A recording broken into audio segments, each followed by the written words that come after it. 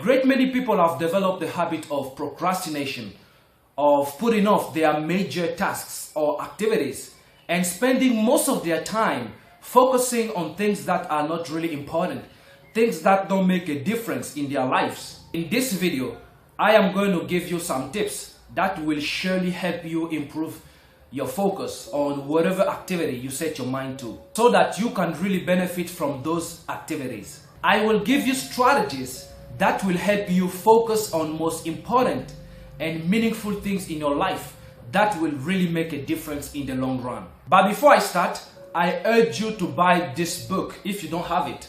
No Excuses from Tracy. So you can read The Power of Self-Discipline. This is the book that has helped me improve my focus. And remember, there's no focus without self-discipline. The more you discipline yourself, the more focus you can become in your life. Now, how can you develop your focus? Let me start by giving you my first case. Let's say someone is speaking, right? A teacher, a father, a mother, or an elderly person is speaking. And you want to focus your mind. You want to get every single thing that the person is going to tell you.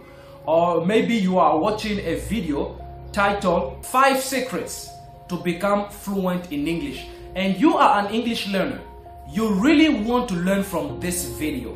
How can you focus? How can you give your full attention to the person speaking so that you can really get the 5 secrets? Number 1, take note. Jot down what you think will work for you, what is important for you. After an appointment, a meeting, or a teaching session, you come back home without any note, meaning that you are not working on your focus.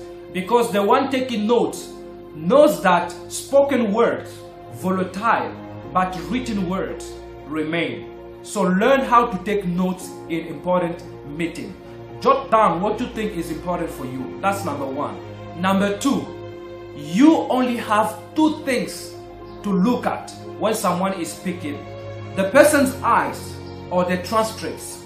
So when a teacher is speaking, you only have to see your teacher in his or her eyes, or you see the board when the person is writing, and you take note, as I mentioned it earlier on.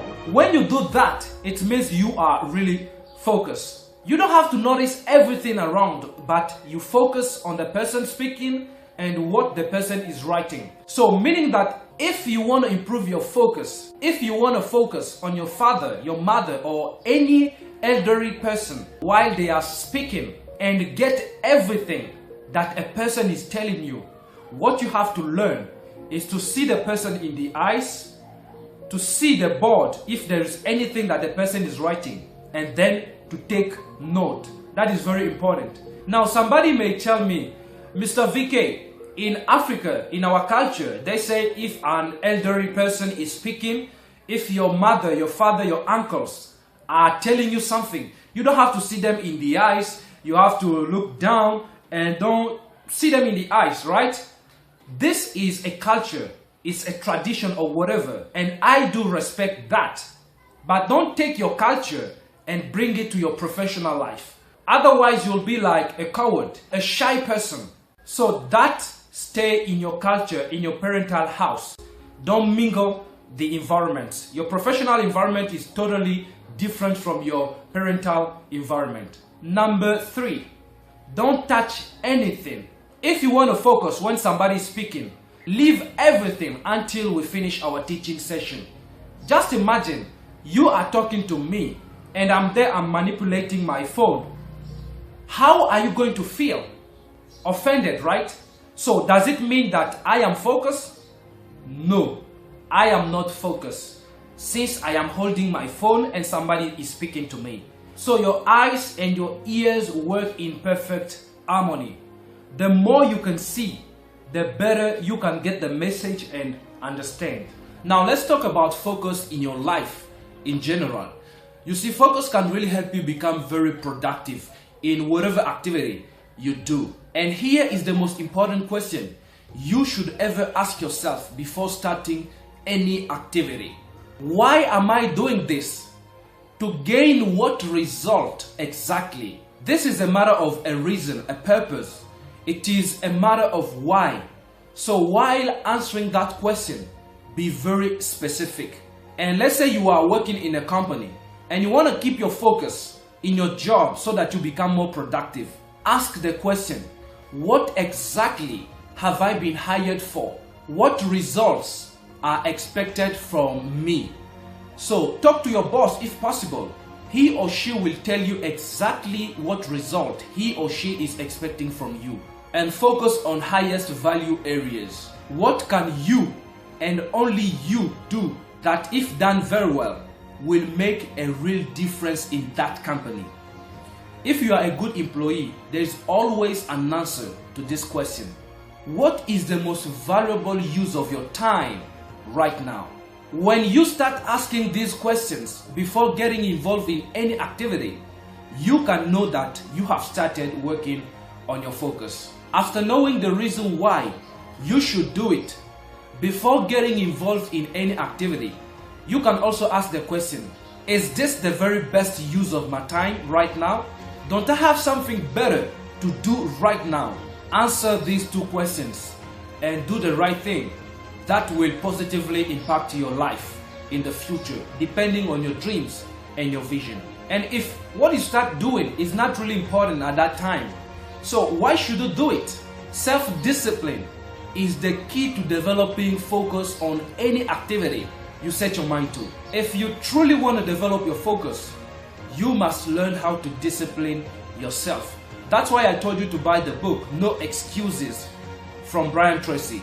Something else, you have to know your priorities in life and your posteriorities. And many people don't focus on their daily most important tasks simply because they don't plan their days. They don't have daily goals. So in my next video, I will be talking about how to set daily goals and achieve them.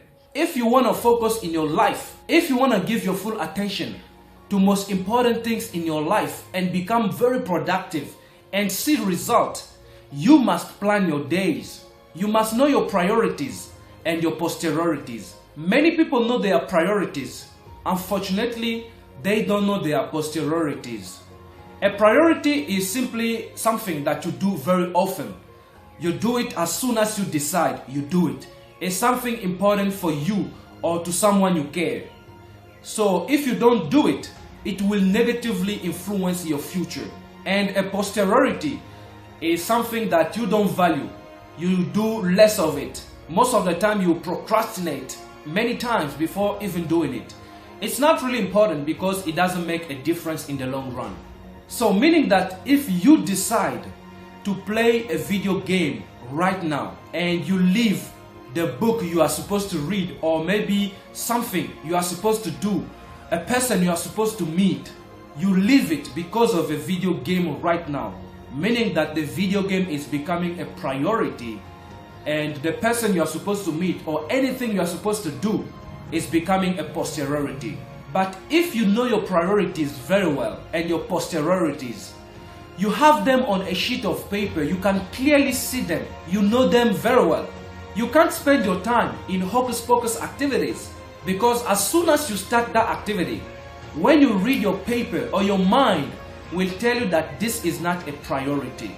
Now when you are making a list of priorities and posteriorities, if you want to know whether it's a priority or not, you have to evaluate the consequences or the outcome of the action.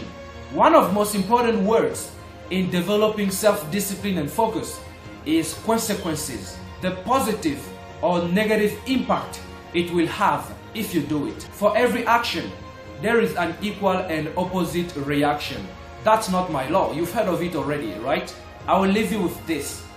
The law of forced efficiency says there is never enough time to do everything, but there's always enough time to do most important things. So I have done my work. Now it's all up to you. What you decide to focus on, what you decide to spend your time doing. And remember, you will not develop your focus after 2 or 7 days. No, you have to practice it repeatedly until it becomes a habit. And scientifically talking, a new action can become your behavior or your habit When you practice that 21 days, if you are able to discipline yourself during 21 days practicing it, it will surely become your habit. If you still have questions or worries about focus on a particular area in your life or activity, kindly send us an email via this email address and expose the problem or whatever activity it is. I will make sure you get the best online free coaching about focus. It's a freebie. You don't pay for it. I will coach you online. Just send me an email. In my next video, I'll be talking about how to set daily goals and achieve them. Hey, did you subscribe? If you didn't subscribe, what's your problem, man? Just hit the subscribe button right here. Subscribe and turn on the notification. Advise your friends as well to visit this channel. They will learn a lot from these videos. I get feedbacks almost every day from people who watch my videos and who read my quotes on Facebook and other social media. By the way, I will see you in my next video.